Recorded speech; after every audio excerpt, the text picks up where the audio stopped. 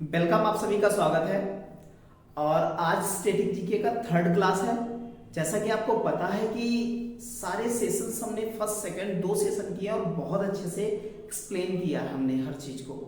तो SSC GD में बहुत वेटेज है स्टैटिक का और हम कंटिन्यूअस ये सीरीज रखेंगे और लगातार जब तक आपका एग्जाम नहीं हो जाता लगातार सीरीज ऐसी आती रहेंगी और सारी स्टैटिक जीके के हर टॉपिक को हम क्या करेंगे, कंप्लीट कराएंगे। जिस टाइप के सवाल आ रहे हैं स्टैटिक जीके में, जिस पैटर्न के सवाल आ रहे हैं, उन्हीं पैटर्न के सवाल हम सारी चीजों को जो है एक्सप्लेन करते हुए कराते हुए चलेंगे। ठीक है, तो आज हमारा थर्ड सेशन है और थर्ड कोर्स हमने 30 क्वेश्चन के सेट कराने की जो है आपको बताया कि 30 क्वेश्चंस कराएंगे और उन्हीं का तीसरा सेट है हमारा। और सारे 2025 के जो 2024 की एनालिसिस करते हुए 2025 में जिस टाइप से जो है एग्जाम में आएंगे सवाल, उन्हीं नए पैटर्न पर लेकर के आए हुए हैं। ठीक है, तो आज का पहला सवाल देखते हैं। आज का पहला सवाल है बहुत अच्छा जो है होने वाला सेशन, सभी लोग जुड़ जाइएगा। तो क्या उत्तर प्रदेश के मंत्रिमंडल ने स्वतंत्रता सेनानी और जो है क्या कह रहा है कि क्रांतिकारी अशफाक उल्लाह खान के नाम पर में एक जो है प्राणी उद्यान के नाम के प्रस्ताव मंजूर किया है। तो कहां प्रस्ताव मंजूर किया है? तो उत्तर प्रदेश मंत्रिमंडल ने कहां बनाने का जो है अशफाक उल्लाह के नाम से एक प्राणी उद्यान बनाने का जो है प्रस्ताव मंजूर किया है। तो बताएंगे ऑप्शन नंबर ए गोरखपुर बताएंगे। कौन सा? ऑप्शन नंबर 1 गोरखपुर में बनाएंगे। ठीक है, कहां बनाएंगे? गोरखपुर में बनाएंगे। हम जानते हैं मिस्टर अशफाक उल्लाह के बारे में थोड़ा सा जानते हैं कि हाल ही में उत्तर प्रदेश ने 121 एकड़ में बनाने जा रही है गोरखपुर में जो है ये अशफाक उल्लाह के नाम से प्राणी उद्यान बनाया जाएगा, विकसित किया जाएगा उत्तर प्रदेश सरकार द्वारा। इसको मंजूरी कब मिली है? मंजूरी मिली है 8 जनवरी 2020 को मंजूरी मिली है। ठीक है, ध्यान रखिएगा।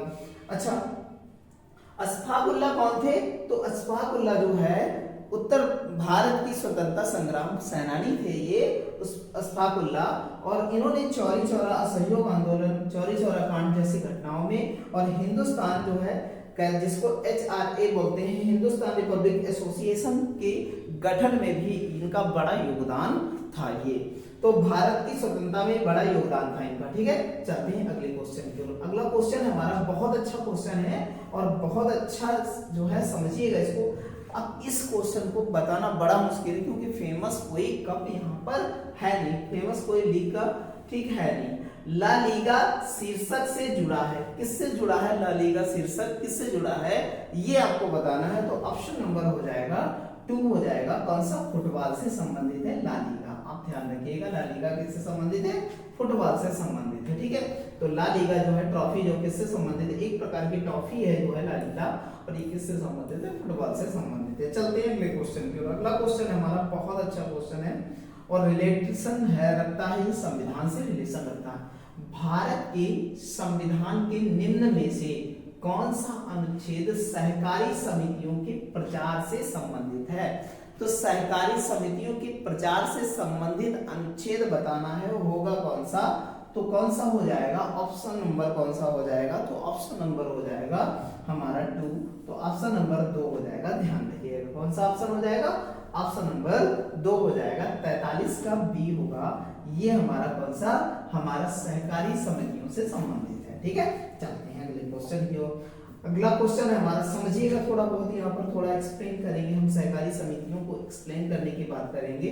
तो क्या होता है सहकारी समितियों में? तो कह रहा 43B में भारत के संविधान के अनुच्छेद 43B में के अनुसार राज्य सहकारी समितियों को स्वैच्छिक रूप से क्या कर सकता है? गठन कर सकता है। उनके कामकाज लोकतांत्रिक नियंत्रण तथा पेशेवर प्रबंधन को बढ़ावा देने का प्रयास करेगा।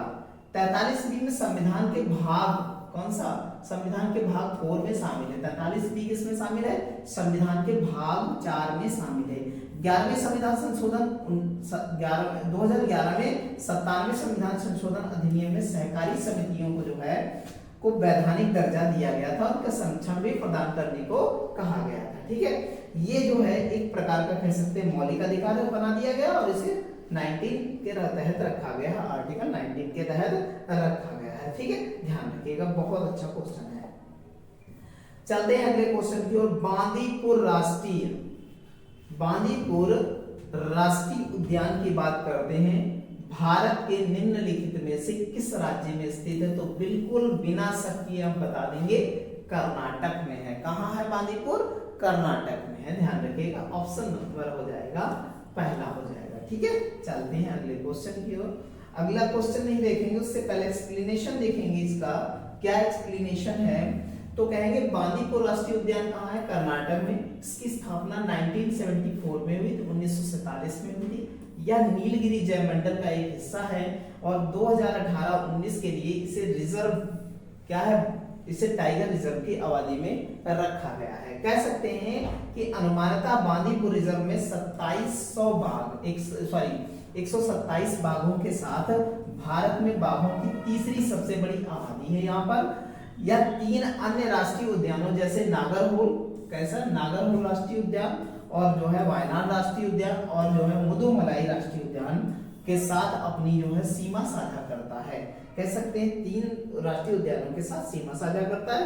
कर्नाटक के पास और कुछ है, अंसी राष्ट्रीय उद्यान है, और कौन सा है? बन्नेरघाट, और जो है कुद्रेमुख, और जो है नागरहोल। ये हमारे 3 राष्ट्रीय 4 उद्यान वहां पर और पाए जाते हैं।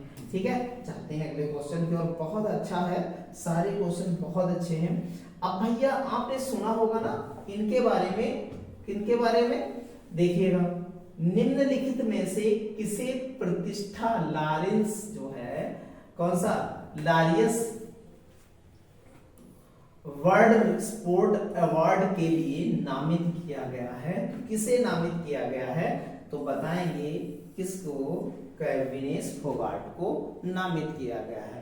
अच्छा, विनेश फोगाट को नामित किया गया है तो ध्यान रखिएगा, विनेश फोगाट जो है अभी ओलंपिक हुआ, पेरिस ओलंपिक, अभी क्या हुआ? पेरिस ओलंपिक 2024 में हुआ। यहां पर विनेश फोगाट को क्या कर दिया गया? यहां पर जो है इनको अयोग्य घोषित कर दिया गया, क्योंकि इनका जो है 50 केजी के वजन में ये कुश्ती के जो है भाग लिया था और 100 ग्राम इनका वजन अधिक घोषित निकला था, इसलिए इनको अयोग्य घोषित कर दिया गया। किस लिए?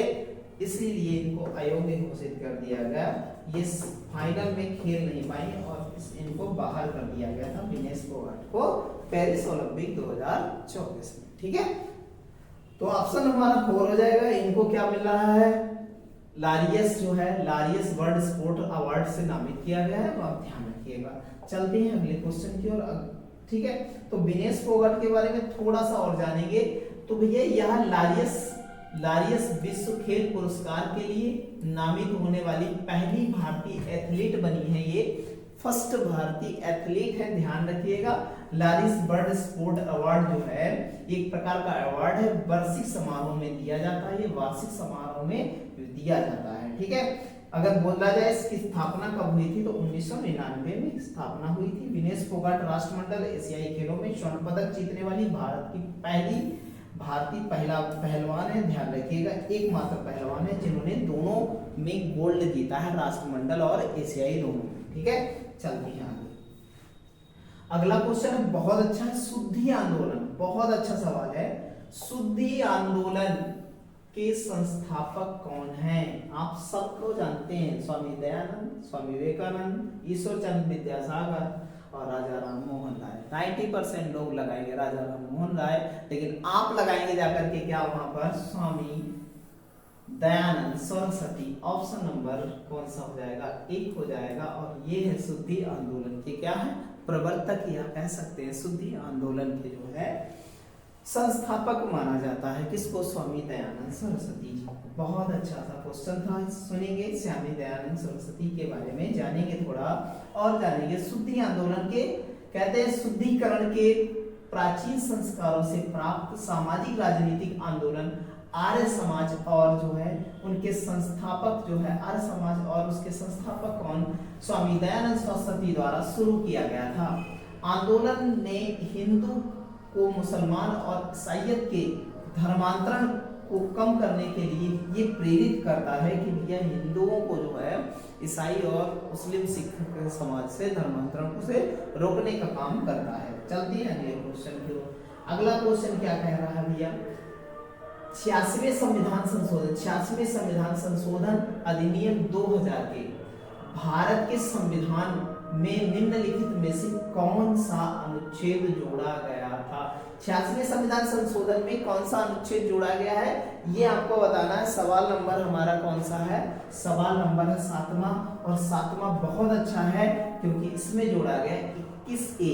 अब आप जानेंगे कि 21A में एक्चुअल में क्या है, ये बहुत इंपॉर्टेंट है, बहुत अच्छा इंपॉर्टेंट है, बहुत इंपॉर्टेंट आपके लिए होने वाला है। समझिएगा, जानिएगा क्या है 21A में, बहुत अच्छे से समझिएगा। अब देखिएगा सवाल हमारा बहुत अच्छा है। यहाँ पर कह रहा है कि 2002 में भारत के संविधान में 86वां संविधान संशोधन किया गया। संविधान के भाग 3 में मौलिक अधिकारों के रूप में शिक्षा का अधिकार के रूप में रखा गया है। तो बता देंगे आर्टिकल 21 ये कहता है एजुकेशन का अधिकार रखते हैं, शिक्षा का अधिकार बताया गया, शिक्षा का अधिकार। और जो शिक्षा का अधिकार होगा वो एक्चुअल में हमारा क्या होगा, वो एक हमारा फंडामेंटल राइट होगा। कैसा होगा?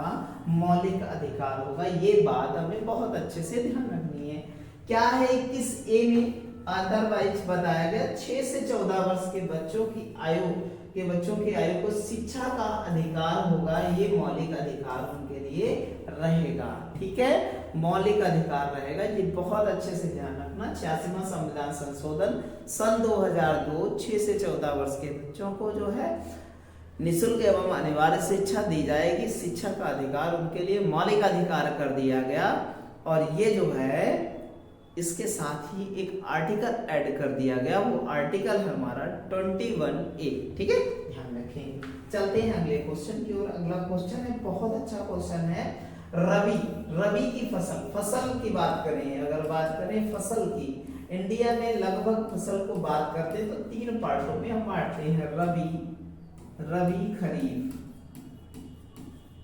और जायद।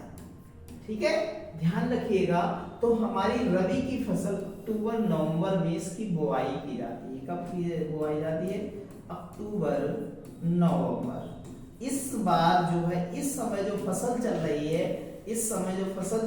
है वो सारी रबी की फसल है। गेहूं है, मटर है, ये सारी फसल है, चना है, ये सारी फसल कैसी रबी की फसल है। धान वगैरह ये सब खरीफ की फसल और जायद की फसल, ये सारी चीजें जो है गर्मियों के समय सिर्फ 1-2 महीने के लिए होती हैं। तो ध्यान रखिएगा, ऑप्शन नंबर 2 हो जाएगा हमारा 8 नंबर का। समझिएगा, देखेंगे, जानेंगे और इन सब बारे में बात करेंगे। रबी की फसलें जो है कृषि फसलें हैं जो दक्षिण एशिया में अक्टूबर नवंबर के दौरान सर्दियों में बोई जाती हैं। अभी इसी टाइम हमने बताया। ठीक है, इनको कटाई होती है अप्रैल मई बसंत के समय कटाई होती है। ठीक है, ध्यान रखिएगा, बसंत के समय क्या होते हैं? कटाई होती है। इसके अंतर्गत क्या आती है? रबी के फसल के अंतर्गत गेहूं, जौ, मटर, चना, सरसों, ये सारी फसलें इसके अंतर्गत आती हैं। ध्यान रखिएगा बहुत अच्छे से।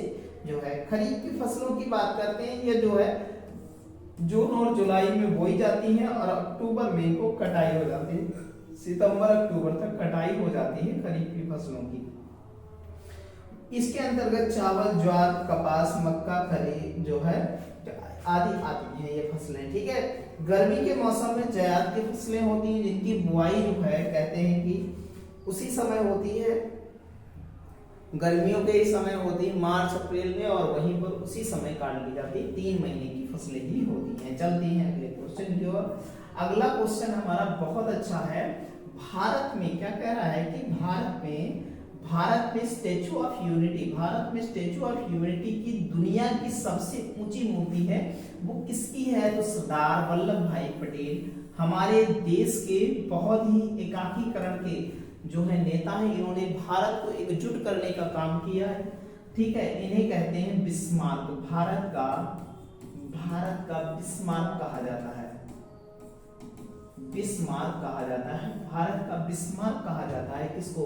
मिस्टर सरदार वल्लभ भाई पटेल को। इनकी ही जो है मूर्ति को गुजरात में, ये मूर्ति जो स्टैचू ऑफ यूनिटी जो है स्थापित है गुजरात में स्थापित है। कहाँ है? गुजरात स्टेट में स्थापित है। तो ध्यान रखिएगा बहुत अच्छे से। ठीक है, चलते हैं इनके बारे में थोड़ा सा जानते हैं और बहुत ठीक है।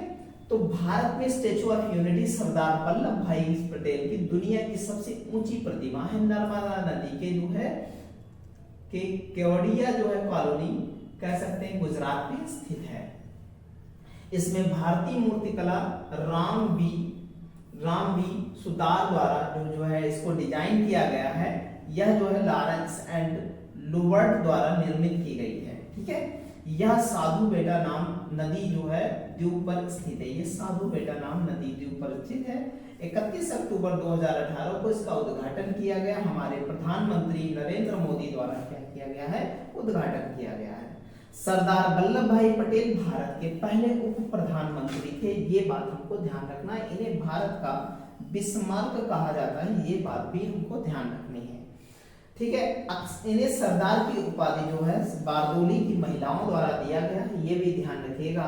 1931 में कराची अधिवेशन, कांग्रेस के कराची अधिवेशन में इसको जो है इनको जो है क्या बनाया गया था, इनको अध्यक्ष बनाया गया था और भारत के गृह मंत्री के रूप में भी कार्य किया है इन्होंने। ठीक है, बहुत अच्छे से सारी चीजों को समझते चलेंगे, एक्सप्लेन करेंगे। ठीक है, अच्छा भैया बहुत अच्छा सवाल है। हमारे मटकी किस राज्य का लोकप्रिय नृत्य है? कौन सा? मटकी किस राज्य का लोकप्रिय नृत्य है? तो आप बताएंगे मटकी मध्य प्रदेश। मां से मटकी, मां से मध्य प्रदेश, तो मध्य प्रदेश का ये लोकप्रिय नृत्य है। कौन सा? मटकी। ध्यान रखिएगा। आप देखते हैं कि नहीं, मटकी जो है मध्य प्रदेश का है और यहाँ का लोकप्रिय नृत्य है बिहू।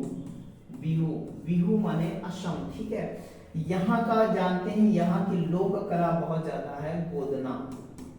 गोदना इनकी लोक कला बहुत अच्छी है। ठीक है, बहुत अच्छा। ठीक है, ध्यान रखिएगा यहाँ पर। ठीक है, चलते हैं आगे बहुत अच्छे से। कहते हैं कि कौन सी भारत की सबसे पुरानी फुटबॉल प्रतियोगिता है? ये बताना है कि भारत की सबसे पुरानी फुटबॉल प्रतियोगिता कौन सी? तो डूरंड कप भारत की सबसे पुरानी फुटबॉल प्रतियोगिता है। ध्यान रखिएगा। संतोष ट्रॉफी भी फुटबॉल से संबंधित है।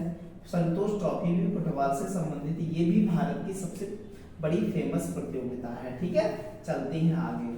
केरल गॉड्स ऑन कंट्री पुस्तक के कौन लेखक हैं? कौन सा? केरल गॉड्स ऑन कंट्री पुस्तक के लेखक कौन हैं? तो बताएंगे Shashi Tharoor. Option number first हमारा हो जाएगा शशि थरूर, हमारा आंसर होगा। कौन सा? शशि थरूर होगा। ठीक है, क्वेश्चन नंबर 13 है। बहुत अच्छा सवाल है, बहुत अच्छे से सारी। मोहिनी अट्टम नृत्य में कितने कहते हैं कि हस्त मुद्राओं का योगदान किया जाता है, जिन्हें हस्त लक्षण दीपिका ग्रंथ से लिया गया है? ये बताना है हमको कि कितने जो है हस्त मुद्राओं का जो है वहां पर उपयोग किया जाता है। क्वेश्चन नंबर 13 है, बहुत अच्छा है। तो बताएंगे 24 हस्त मुद्राओं का क्या किया जाता है, वहां पर उपयोग किया जाता है, जिन्हें क्या कहा जाता है? हस्त लक्षण दीपिका कहा जाता के ग्रंथ से लिया गया है। कितने? 24। ठीक है, तो ध्यान रखिएगा। चलते हैं अगले क्वेश्चन की ओर। अगला क्वेश्चन बहुत अच्छा क्वेश्चन है। भारतीय एथलीट सोमदेव वर्मन, एक्चुअल में डबल देव हो गया, कोई फर्क नहीं पड़ता हमारा। ठीक है, किस खेल से संबंधित है? तो बताएंगे लॉन टेनिस से संबंधित है। किससे संबंधित है सोमदेव वर्मन? तो लॉन टेनिस से संबंधित है। अगले क्वेश्चन की ओर बढ़ते हैं। अगला क्वेश्चन हमारा बहुत अच्छा क्वेश्चन है। कह रहा है होली रंगों का त्योहार है। इंडिया में आप फेवरेट कह सकते हैं, लोगों का फेवरेट जो है फेस्टिवल है होली और दीपावली। 2 फेस्टिवल होते हैं, इसमें से सब बहुत इंपॉर्टेंट है फेस्टिवल, 2 बड़े फेस्टिवल जिसे हिंदू माह में मनाया जाता। कौन से हिंदू माह में मनाया जाता? तो बताएंगे फाल्गुन। ऑप्शन नंबर 2 हो जाएगा, फाल्गुन में मनाई जाती है। ऑप्शन नंबर बी हो जाएगा हमारा। ठीक है, चलते हैं अगले क्वेश्चन की ओर। अगला क्वेश्चन हमारा बहुत अच्छा क्वेश्चन है। भारतीय राष्ट्रीय कांग्रेस के किस अधिवेशन में वंदे मातरम पहली बार गाया गया था? तो वंदे मातरम पहली बार गाया गया था, कब गाया गया था? तो 1896 में वंदे मातरम पहली बार गाया गया था। ठीक है, ऑप्शन नंबर फर्स्ट हो जाएगा। ठीक है, ध्यान रखिए वंदे मातरम का रचनाकार है, ये हमारा राष्ट्रीय गीत, हमारा राष्ट्रीय गान है, ध्यान रखिएगा, राष्ट्रीय गान है, ध्यान रखिएगा। ठीक है, और इसको लिखा गया था किसके द्वारा? इसको रविंद्रनाथ, किसके द्वारा लिखा गया था? रविंद्रनाथ टैगोर के द्वारा लिखा गया था, टैगोर के द्वारा लिखा गया था। ठीक है, इसको गाने का समय है 52 सेकंड में, हम इसे गाते हैं 52 सेकंड में। ठीक है, चलते हैं आगे अगले क्वेश्चन की ओर। बहुत अच्छा क्वेश्चन है। भारतीय राष्ट्रीय कांग्रेस की पहली महिला अध्यक्ष का नाम बताइए।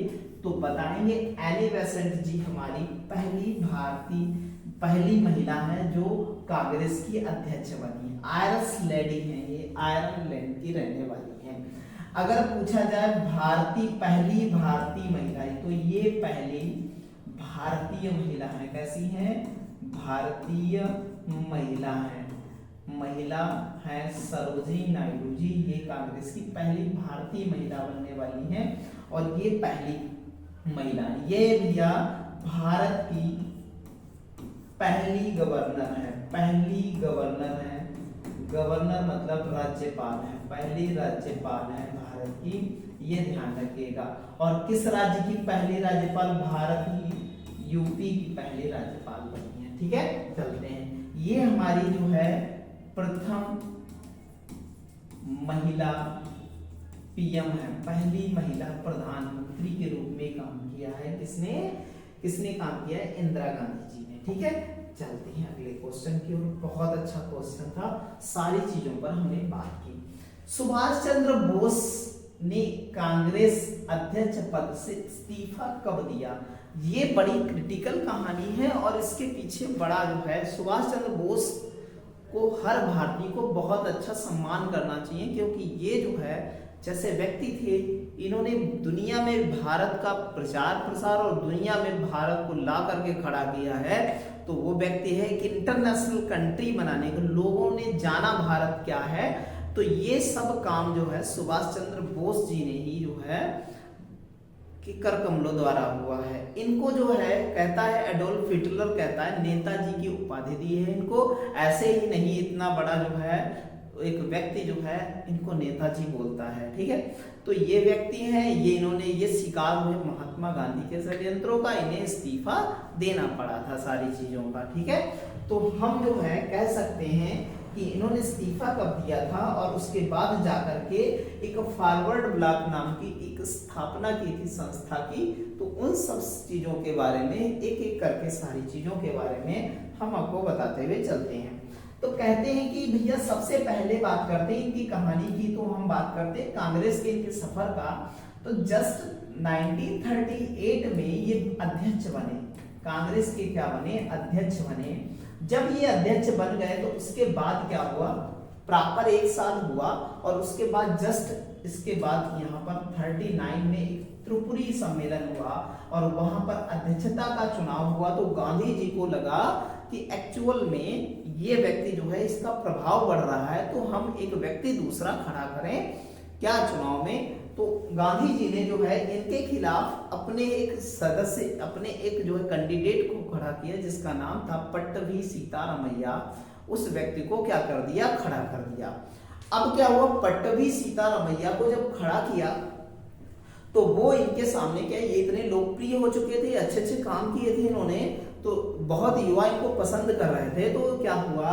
पट्टभी सीतारामैया इनके सामने क्या हो गए? हार जाते हैं। पट्टभी सीतारामैया जब हार जाते हैं तो गांधी जी को बड़ा बुरा लगता है और गांधी जी कहते हैं दिस इज माई, कहते हैं पर्सनल जो है क्या है, डिफीट है, ये हमारी क्या है, व्यक्तिगत हार है, ये हार पट्टभी सीतारामैया जी की नहीं है। गांधी जी से कहा जाता है कि कार्यकारिणी परिषद का जैसे ही जीतते हैं ये, उसके बाद जस्ट आफ्टर 1 मंथ कहा जाता है कार्यकारिणी परिषद का गठन करो। लेकिन क्या होता है, गांधी जी मना कर देते, आई एम कोई हम हस्तक्षेप नहीं करेंगे, जिससे क्या होता है आहत होकर के ये जो है इस्तीफा दे देते हैं 1939 में इस्तीफा दे देते हैं। इसी समय क्या देते हैं, इस्तीफा दे देते हैं। और ये जो है इस्तीफा दे करके इसी समय आकर के एक फॉरवर्ड ब्लॉक की जो है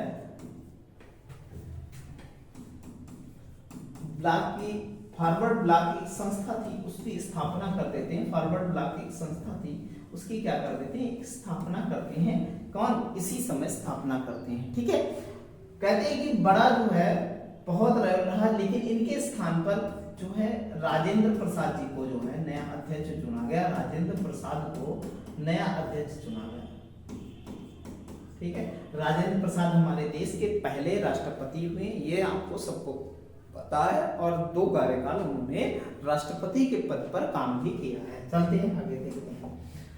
तो अगला सवाल है हमारा, बहुत अच्छा है। क्वेश्चन नंबर 19 कहता है कि संविधान के किस अनुच्छेद के तहत एक नागरिक को कोई भी उपजीविका या व्यापार करने की स्वतंत्रता होगी? तो 19 फर्स्ट जी के तहत क्या होगी, उसे व्यापार करने की जो है स्वतंत्रता होगी। ठीक है, तो ध्यान रखिए सारी स्वतंत्रताएं हमें मौलिक अधिकार की दे रखी है 19 के तहत, आर्टिकल 19 के तहत 6 प्रकार की स्वतंत्रताएं हैं। पहले 7 प्रकार की थी, संपत्ति के अधिकार को हटा दिया गया है।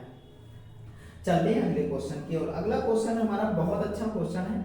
हमने कहा अभी बताया संपत्ति के अधिकार को हटा दिया गया है, और संपत्ति के अधिकार से सवाल आ गया, निम्नलिखित में से किस अनुच्छेद के तहत संपत्ति के अधिकार को कानूनी अधिकार के रूप में स्थानांतरित किया गया है? तो बताएंगे 301 के तहत इसे रखा गया है। ऑप्शन नंबर क्या हो जाएगा, 4 हो जाएगा। हमें ध्यान रखना बहुत अच्छे से। अब जो है अगर बोला जाए कि मौलिक मूल अधिकार कितने हैं, तो मूल अधिकार हमारे पास अब कितने बचे हैं, अधिकार अब बचे हैं 6 बचे हैं। पहले कितने थे, पहले 7 थे। ठीक है, तो ध्यान रखिएगा इसको, पहले कितने थे, 7 थे। संपत्ति के अधिकार को हटा दिया गया है। चलते हैं अगले क्वेश्चन की ओर। अगला क्वेश्चन है बहुत अच्छा क्वेश्चन है, सूर्य पृथ्वी से लगभग कितना दूर है ये बताना हमको है। तो सूर्य पृथ्वी से लगभग 150 मिलियन प्रकाश वर्ष दूर है। 150 मिलियन कह सकते हैं, खगोलीय जो है दूरी इतनी है, ध्यान रखिएगा। ठीक है, चलते हैं अगले क्वेश्चन की ओर। अगला क्वेश्चन हमारा, क्वेश्चन नंबर हमारा कौन सा, 22 है। भारत के सबसे दक्षिणी सिरा कौन सा है? इंडिया का सबसे दक्षिणी सिरा कौन सा है? भारत का सबसे दक्षिणी सिरा। अच्छा, अगर बात करें भारत की, तो भारत जो हमारा देश है ना, इसके उत्तरी दक्षिणी सारे सिरों की बात करते हैं। ठीक है, बहुत अच्छे से सारी चीजों को समझते हुए चलिएगा। ये भारत का क्या है, ये भारत का हमारे मैप है, ऐसे समझ लीजिएगा सारी चीजों को।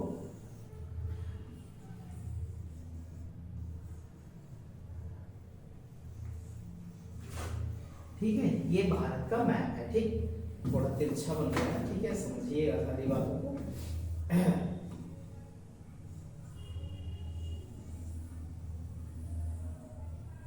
ठीक है, ये तो यहां से उत्तर से दक्षिण की बात करें तो इंदिरा पॉइंट और इंदिरा का, इंदिरा पॉइंट और इंदिरा का, लेकिन यहां पर इंदिरा पॉइंट नहीं है। इंदिरा पॉइंट अंडमान निकोबार द्वीप, निकोबार द्वीप समय इंदिरा पॉइंट, इंदिरा पॉइंट है हमारा कौन सा, इंदिरा पॉइंट।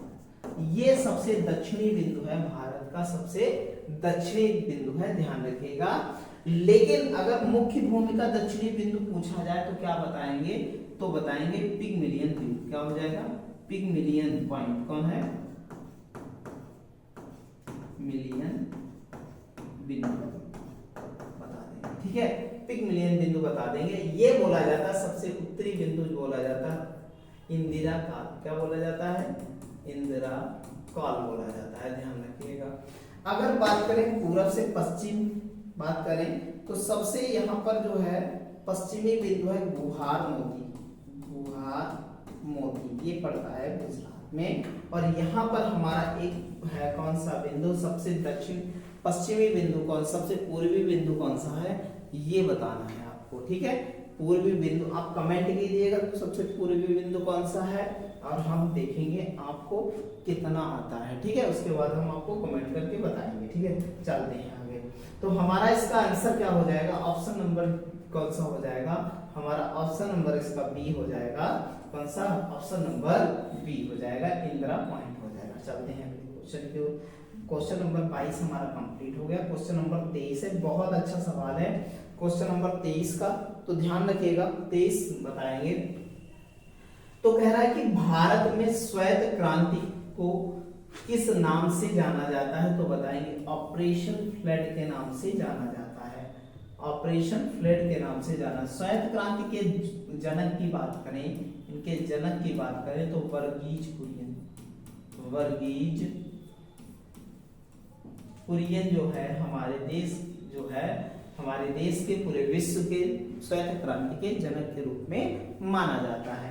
इन्हें जो है कहते हैं कि जो है सामाजिक शांति के लिए नोबेल भी मिला है। नोबेल भी दिया गया है शांति के लिए, ध्यान रखिएगा बहुत अच्छे से। चलते हैं अगले क्वेश्चन की ओर। अगला क्वेश्चन हमारा बहुत अच्छा क्वेश्चन है।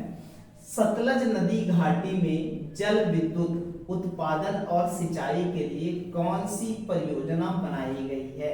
सतलज नदी पर कौन सी परियोजना बनाई गई है, तो बता देंगे हम कौन सी परियोजना, भाखड़ा नागल परियोजना बनाएंगे, सतलज नदी पर बनाएंगे। ध्यान रखिएगा कौन सी परियोजना, भाखड़ा नागल परियोजना, बड़ी फेमस परियोजना है, ध्यान रखिएगा। चलते हैं अगले क्वेश्चन की ओर। बहुत अच्छा सवाल है। सिलिकॉन ऑक्साइड का सामान्य नाम क्या है, तो सिलिकॉन ऑक्साइड, सिलिका किसे कहते हैं, क्वार्टराइज को। क्वार्टराइज ही सिलिका होती है। बालू में जो देखा है, बालू में जो कलर जो है चमकीले जो होती है वो सिलिका होती है, वही को क्वार्टराइज बोलते हैं। ये सामान्य नाम है, ध्यान रखिएगा, बहुत पूछा गया है। चलते हैं अगले क्वेश्चन की ओर। बहुत अच्छा क्वेश्चन है और बहुत अच्छे से देखना है। निम्नलिखित में से किसकी जांच विडाल टेस्ट से की जाती है, तो विडाल टेस्ट से किसकी जांच की जाती है ये आपको जानना है। तो टाइफाइड बुखार जो होता है ना, टाइफाइड बुखार, उसकी जांच की जाती है विडाल टेस्ट से, बहुत अच्छे से समझनी है।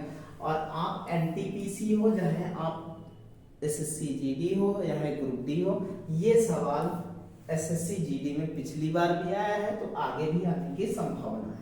चलते हैं अगले क्वेश्चन की ओर। बहुत अच्छा क्वेश्चन था।